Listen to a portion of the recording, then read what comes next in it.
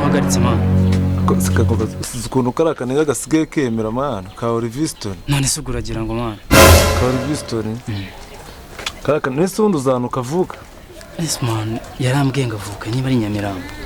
ka Oliviston Nyamirambo kabisa kari akaniga n'imbwa man byatari kabaye imbwa n'ukwiyemera gusa nta kintu kirenze kaba kanahagaze reka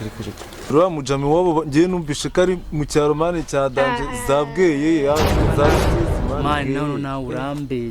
urambeshye fo Oliviston man papa cyangwa kari akaniga man n'imbwa man n'ukwikina gusa kaba kiyemera byatari cyo koze nyine tu okay man niba wabipinze ngiye ngo igitezo cyanyacyo urumva rikura mujama ngiye nigire mudugudu nona cyakoze ngiye muhamagare urumva tumuneke tumenye map yiwe neza kimeze urumva niwe tumenya ati uyu muntu kavuke si kavukiye man uramunigara ko turagenda bizi man ngiye muhamagare sepeti inkweto ko muri gushaka kuyipfudira ni izamesha cyane aho boss iyo nkweto yicafutse kandi ikesha abizi n'uyipfubya ntago nzaguhemba yose byamuzanye rwose boss bizi cyakuzanye ugakora akazi kawe ugakora neza sinywa amafaranga neza se iyi nkweto yanjye nayo icafuze ikesha kabisa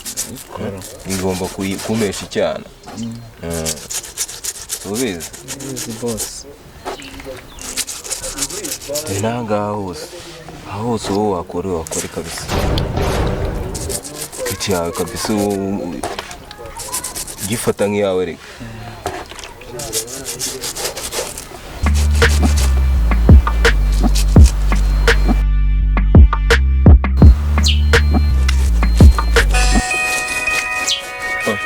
umuntu nyibutsera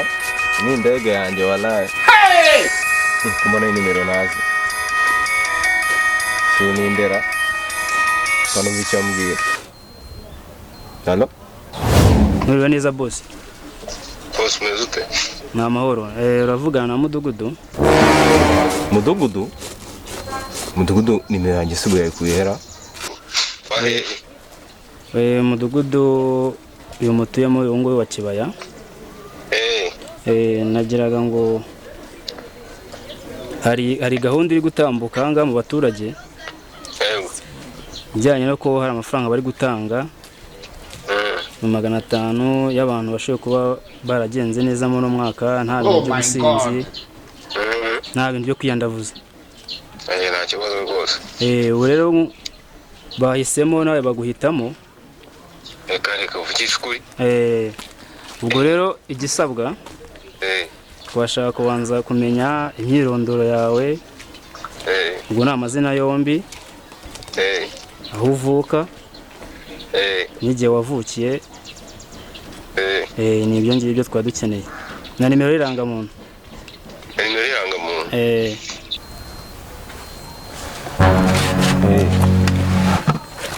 hanyuma nitwamo Jesus is Lord. umuyobozi w'umudugudu wowe bigira ikibazo bidimanga ntabwo nzi umuyobozi w'umudugudu se ubwo byumvikane ko n'inama utajya uzitabira ubwo nta gikorwa cya leta na kimwe ujya ukora nta gikorwa na kimwe cya leta ujya ukora reka bivuga ubwo nibyo gera vuba vuba nitwa Matabaro Silver abamuka Rusizi mu karere ka Rusizi turashize noneho umurenge wo ni Rwisenyi yavuze muri 47 ene myirondoro yanjye imeri yaranga muntu yo ndumva ngo nta mfite ariko ngo nta mfite okay ariko amazina nyine byose biriho n'igihe navukiye icyo nicyo gihe cyanjye navukiye okay sawa cyane ukuri rwose murakoze amafaranga ndayakeneye muramfashije kabisa ndabasanga hagana hehe okay sawa murakoze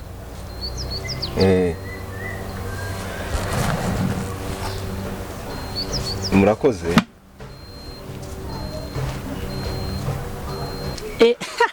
kaniga mari nakabwa byatana rimbiza imana kanu ko muri 182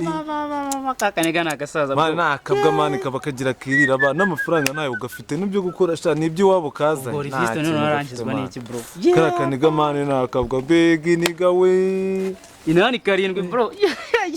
ngo nakubwiye ngo n'uwi Kigali nagashimani kariya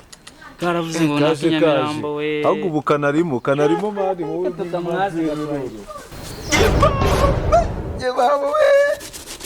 Peti no ruzi ndakugura n'ibituzi akira azo mafaranga agiye kubona ntago mushi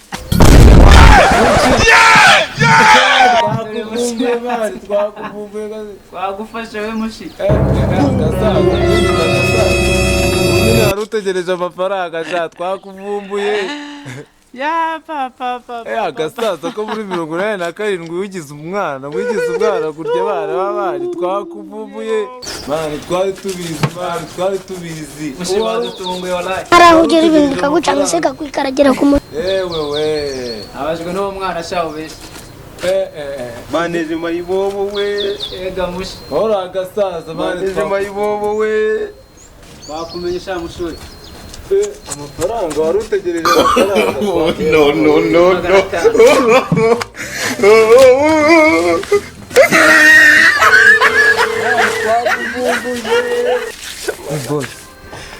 wowe nkaho untimbera ukuri umushyitsi ugiye kuza kugusura ese sheri wanjye yaragiye kuza kunsura yamaye iminota 5 ubu byonyine ageze hariya nawe ubu ndaba ndangije koga